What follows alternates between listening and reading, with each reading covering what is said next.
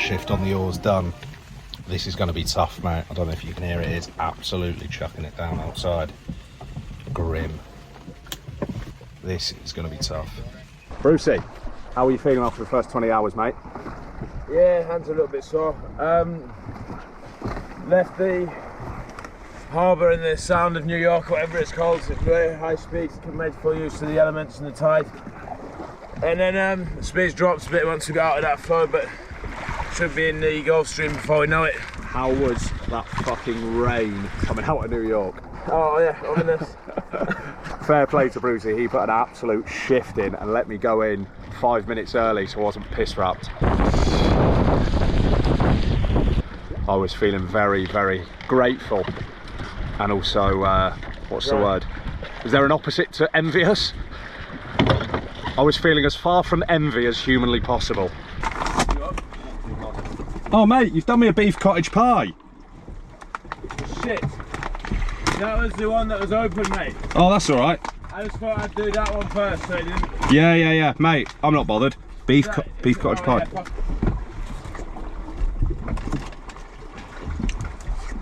Yeah, Yo! So it is Friday the 20th of June. We are just shy 20 hours into our ocean row from New York to the UK. It's been a tough first 20 hours. We knew this would happen. Had some really dark thoughts yesterday, like, why the fuck am I doing this? I've done it once before. Do you not remember how difficult it is, you stupid idiot, for signing up to it again? But you'll be happy to know they have passed. They were only momentary internal demons trying to fight their way out. And now we'll live, laugh, loving on the Atlantic Ocean. As you can see, it's Ramo in this boat, full of stuff. I think we've done since we started about 50 odd nautical miles, maybe more, in 20 hours. I think maybe 55. I'll double check that. But yeah, we're going. Towards the back. At the very back is his friend Cuthbert Collingwood's ship. Excellent. On they go. Day the 21st of June. It's 1:15 in the morning. Got an absolute sweet tan line. Fuck's sake. No adrenaline to get us through tonight. I am one tired boy. See you tomorrow for the same thing. Managed to get some pretty sunburnt legs early on in the game. Ooh. Which isn't ideal. But yeah, last few hours until we hit the Gulf Stream. Seems to have picked up some sort of favourable current already, because we went from 2.5 knots to 3 knots over the course of a few hours, and hopefully on that conveyor belt east. How you feeling? You missing? Well, I'm excited to get back. Exactly the same as me. I'm not sat here yearning for Charlotte, but obviously you're looking forward to seeing them and getting conkers deep. Yeah. Nutty, what about you? Missing Kel? Yeah, of course. People sometimes would be forgiven for thinking that ocean rowing's a difficult sport.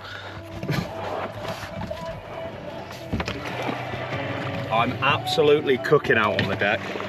People see this, right, and they think, oh, that's incredible. Yeah, if you're on the Algarve on a bloody pedalo, when you're ocean rowing trying to move a ton of boat. It's like a mill pond out there. Porridge. Just cruising along at a steady 2.5 knots, waiting to hit this alleged Gulf Stream. The sort of thoughts, right, that go through your head when you're rowing and you're going through conditions like this, you honestly think that your weather route has got you on like a massive wind-up. Like, it's just sat home like, look at those bloody idiots. I told them the Gulf Stream was here. Hello from the aft cabin. It is 10 to 9 on Monday, the 23rd of June. How are we getting on? So we've been going 3 and a bit days now. I'm fighting hard to get down to the Gulf Stream, and then the Gulf Stream should hopefully zip us eastwards at about 4 knots. How's the last few days been? Good. Last like 12 hours been tough. Not really any winds or any conditions that are helping us get south. And we were beam on for quite a while yesterday, and that's just constantly getting fucking splashed. Yeah, it's hard to row. It's just not nice. It feels like you're trying to push the boat through custard. Team's getting on well. I've settled into it nice and easy, quite easily, which is good. A bit seasickness, but that's to be expected. How am I finding it? First, I had some, real tough thoughts. I was like, why the fuck am I doing this again? Don't need to. I've done it once before. But they subsided, and now I'm just sort of into it. Surprised I'm not hungry at all. The last time I did my row, I was fucking starving all the time. Don't think we've got enough savoury stacks, and also I think we've packed too much food. If you look at all of that, that's all scran and a sleeping bag. How am I finding it with the team? Different, good, because it's nice to have a bit of a chat, bit of banter, but you just got to remember everyone's trying their hardest to get across. Yeah, so it's just different. Do I prefer it? It's like 50-50. They both have their pros, both have their cons. So just flicked on the InReach and got some great news that we have just broken the 24-hour record for the most distance covered in 24 hours. But well done, lads. Bluetooth it. Yeah, pretty good. I mean, I'm going to be a bit honest. Really happy that we've done it, but a bit underwhelmed because we've absolutely romped home for the last 24 hours, haven't we? The old record was at 116 nautical miles, and we've done 132. So at least. So yeah, we've absolutely smashed it. I think the old Gulfstream's got a big part to play in that. No, definitely all us. 100% all us. Yeah, definitely all us. Brucey, explain to the non-ocean rower how absurd 132 nautical miles is. 132 nautical miles in one day is unheard of. I think on our last crossing, me and Nutty probably did like 82 or 80 was our PB in the whole 3,000 mile trip. Like, yeah, I don't think people will believe that we did 132 miles without cheating somehow. But the Gulf Stream.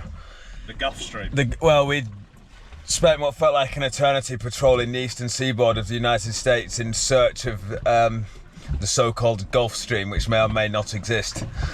And then we christened it the Gulf Stream, and then we went from doing about 1.5 knots overnight to doing 6 knots, which led to us breaking this world record for distance rowed in a day. Sometimes 6 knots and 1 knot, you can't tell the difference.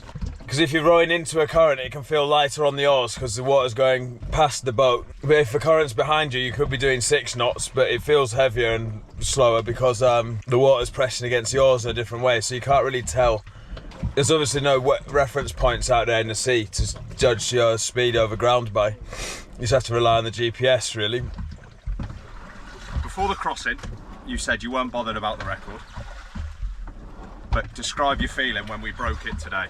So before the crossing, I said I wasn't overly fussed about the record because I valued the experience of the row rather far higher than I valued the external recognition for the world record. But when we realised this 24-hour world record became available to us, I thought it was a bit of a conflict of emotions, really. I think I would have felt more sad if we hadn't got it than I do feel happy that we have got it. If you place too much emphasis on the record and the weather's against you and the factors outside of your control don't work in your favour, I think it's very easy to be too hard on yourself and miss half the value that the crossing provides organically. What's your plans for today, mate? So today, mate, I think I'm going to go to the gym, have a little sauna, then once I've saunaed, steam room, spot a lunch, maybe like a chicken Caesar wrap. After that, might mosey down the pub, a couple of pints, and then go home and a nice quiet evening in front of the telly, mate. Oh, that sounds lovely. Yeah, mate. What are you thinking about today? So my plans for today is I've got a piano lesson in the morning. Ah, nice. Then the girls and I are going to bottomless brunch at Old Bar 1, which I suspect it might become an all-day affair.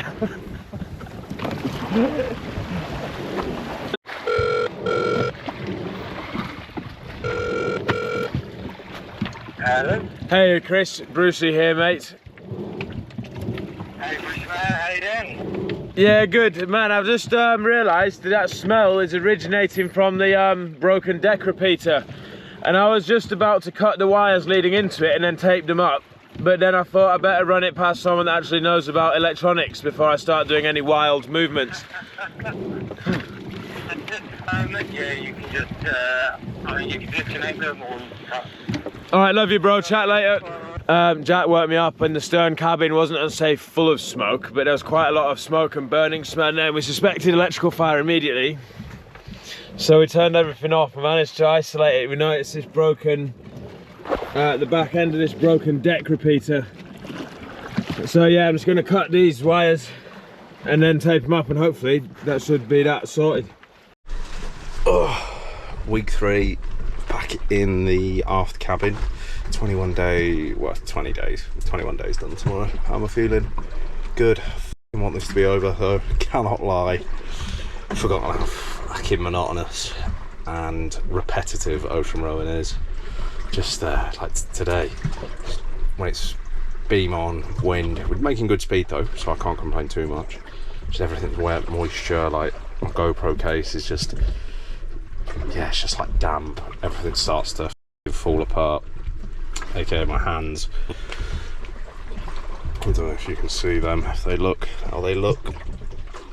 But yeah, getting there, less than 2,000 miles to go. Some bad weather coming in as well, which is a bit shit. Might be another 2 days on parachute anchor.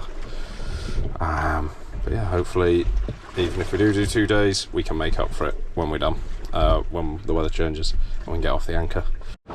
Bosh, just like that. 4 weeks complete. Tough old week 4. Probably say the toughest week we've had on the oars so far in the expedition. That's just the 36 hours on parachute anchor. Yeah, towards the end it got real sort of damp and musty, although me and Natty and Brucey made the best of it in the aft cabin. Fucking tight, cramped. You sort of lay down, get comfortable, and then your back would start to hang out after the 5 minutes, so you'd have to change and everyone would have to sort of just change with you. We did listen to James Blunt's autobiography, which was absolutely fantastic. Blunty!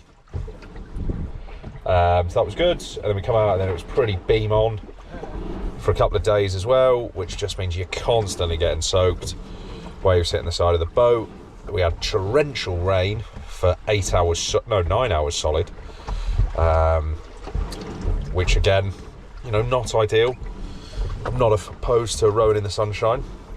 And then the final day of the week, we actually had some nice following weather, and we were able to tick over halfway. So yeah, tough week, but not all negative. Like I said, halfway now, and because of the curvature of the earth, I mean, stand by flat earthers, obviously this doesn't apply to you, but because of the curvature of the earth, the next half is all downhill, so going to be way quicker, and we're going to absolutely romp it home to the UK. 5 weeks done and dusted, back in the bow cabin. How are we doing? Week 5 was good. Nothing too much to report, which is quite nice. No electrical fires, no capsize, didn't lose any kit, etc. So it's nice to have quite an uneventful week, and that really is what ocean rowing is. Just about 80% of the time, slogging it out on the oars. Nothing much to report. Yeah, just a grind. We've got about 1,100 nautical miles to go till Newlands Harbour in Cornwall. But yeah, like I said, it's a short update this week, so not too much report. How are we feeling? Yeah, everyone's all right. Body's holding up okay. Sore asses. To be expected though when you're rowing 12 hours a day. And yeah, that's the week 5 update, boys. Complete. Oh, go on, I'll give you a highlight of the week. Saw a turtle, managed to rip some of the barnacles off its shell, which is good. This doesn't make them very efficient when they're absolutely covered in barnacles. So yeah, that was kind of cool. So that'll probably be the highlight. Low point, 39-mile day. That was a slog. Yeah, there you go. Week 5 done.